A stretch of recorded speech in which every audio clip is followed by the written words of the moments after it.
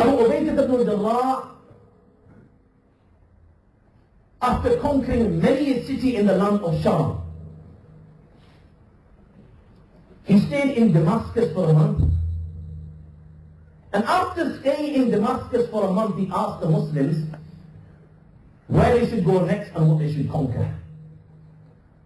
Sayyidina Mu'adh ibn Jabal radiallahu ta'ala anhu instructed that the Amir al-Mu'mineen, Sayyidina Umar Farooq radiallahu ta'ala anhu, should be consulted.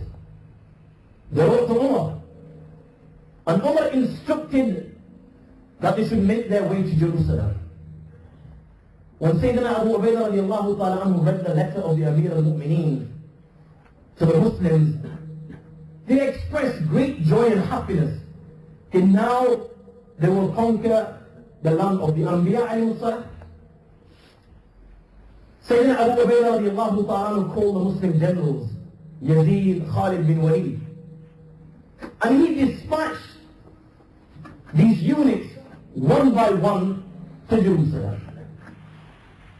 Now when the Muslims came to Jerusalem, at the time, Jerusalem was in the hands of the Christians.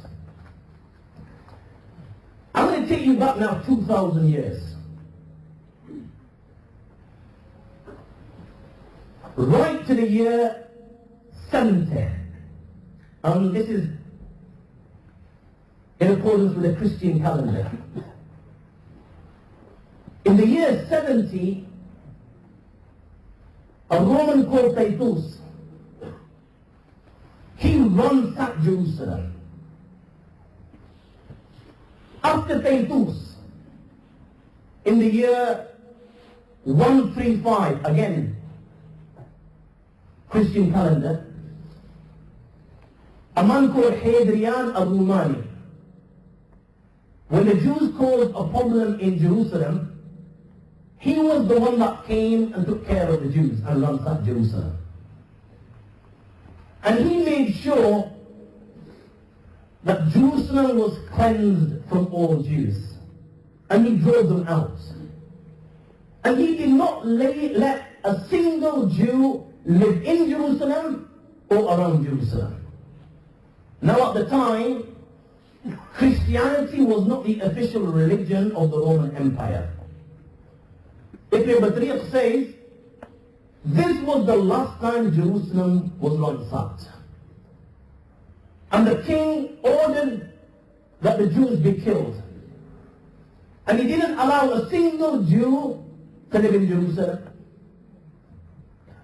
Let us move on a few hundred years to the year 306. In 306, and you've heard of him, Constantine became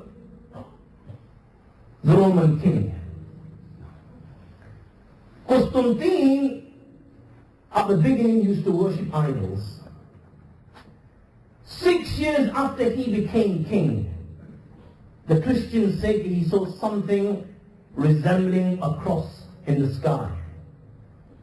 And this is when he embraced Christianity in the year 312.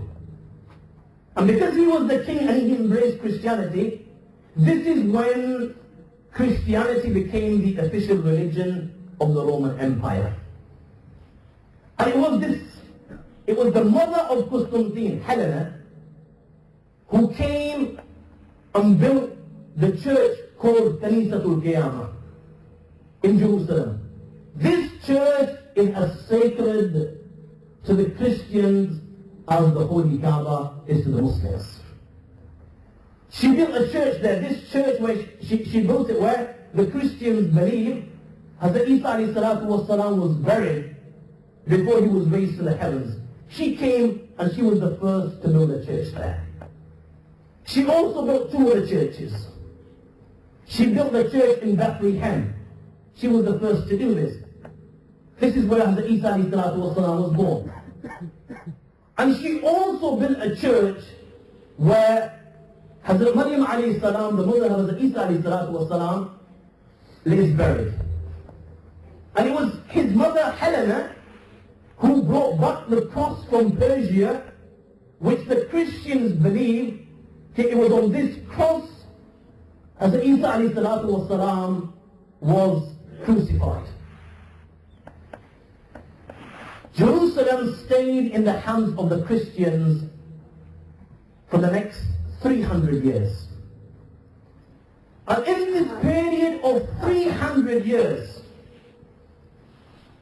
they only lost Jerusalem once. And even then, it was for a very short period of time, only for 13 years. In the year 614, the Persians attacked the Christians in Jerusalem and they killed around 60,000 Christians. And the Persian flag was raised in Jerusalem. But they only were able to hold Jerusalem for 13 years. In the year 627, Herakl, the Roman emperor, drove out the Persians, and again the cross was raised. And if you look at the verse of the Quran, Alif Lam Mim, غُلِبَتِ الرُّومُ فِي أَرْضِ الْأَرْضِ وَهُمْ مِنْ بَعْدِ غَلَبِهِمْ سَيَغْلِبُونَ. Allah subhanahu wa ta'ala talks about the Romans being defeated, and then Allah talks about that in a very short time, these Romans that have been defeated, very soon, in a matter of few years, these Romans will be victorious. And what Allah subhanahu wa ta'ala talks about is what happened in the year 614, when the Romans lost Jerusalem for a period of 13 years, and within a short time, the Romans drove the Christians out. The Christians drove the Persians out. This is what Allah subhanahu wa ta'ala is talking about in this verse of Surah Al-Rum. Now, the Jews that sided with the Persians, when the Persians took over Jerusalem, Herakl promised the Jews that he will not do anything to them and he will set them free.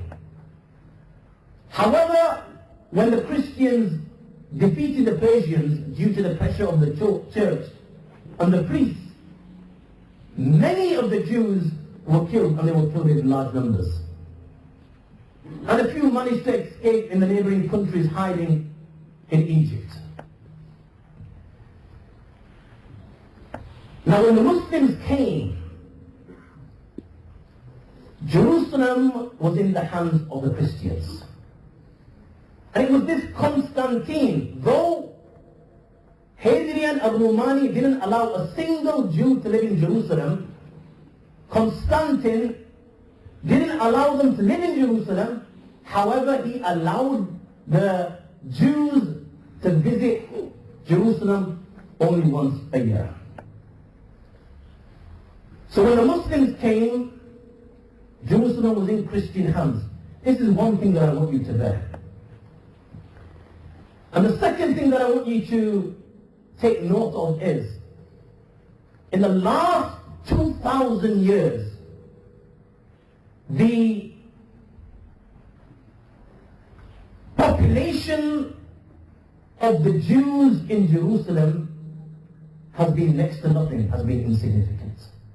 Right up to the year 1922, the population of the Jews in Jerusalem in the last 2,000 years